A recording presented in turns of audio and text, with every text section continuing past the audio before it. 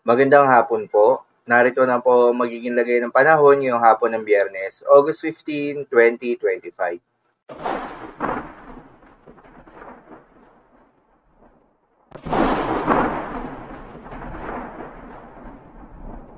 Sa kasalukuyan at ayon sa pag-asa, patuloy na umiiral itong southwest monsoon o hanging habagat o yung hangin na nanggagaling sa may timog kanluran at nakakaapekto pa rin sa may southern Luzon, Visayas at Mindanao.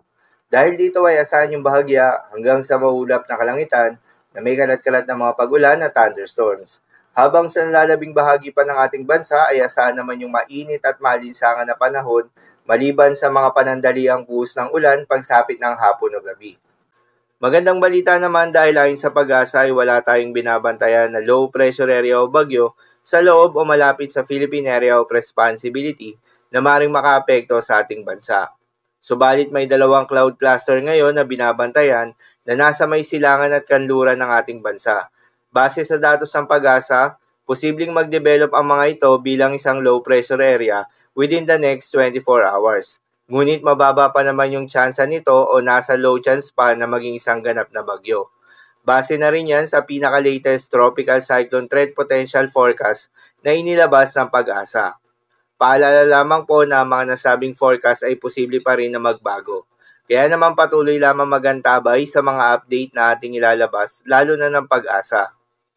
Para naman sa magiging lagay ng panahon ngayong hapon ng Biyernes, dahil nga sa epekto nitong southwest monsoon, asahan sa Metro Manila, Visayas, Mimaropa, Bicol Region, Calabarzon, Central Luzon, Zamboanga Peninsula, Barm, Northern Mindanao, Caraga at Pangasinan ang maulap na kalangitan na may kalat-kalat ng mga pag-ulan at thunderstorms. Posible ang mga pagbaha o pagguho ng lupa due to moderate to at times heavy rains.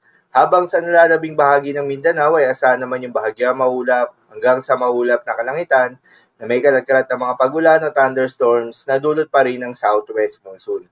Posible rin ang mga pagbaha o pagguho ng lupa during severe thunderstorms.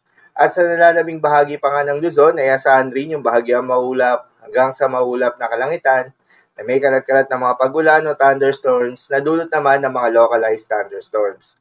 Posible rin ang mga pagbaha o pagguho ng lupa during severe thunderstorms. Madalas, nabobo ang mga thunderstorms na ito tuwing hapon o gabi na nagtatagal ng 1 hanggang 2 oras.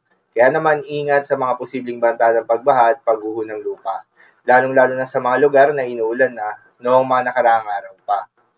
Para naman sa magiging lagay ng mga dagat baybayin, ayon sa pag-asa ay wala na tayong nakataas na gale warning sa anumang seaboards ng ating bansa, ngunit pinag-iingat pa rin yung mga papalaot na mga kababayan nating mangingisda at yung may mga maliliit na sasakyan pandagat sa may seaboards ng extreme northern Luzon dahil inaasahan pa rin yung katamtaman hanggang sa maalo na karagatan.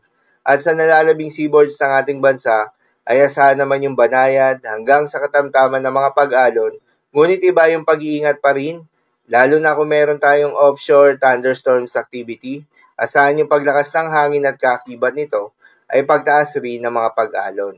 So yun lamang po para sa lagay ng panahon ngayong araw ng Biyernes. Keep safe everyone.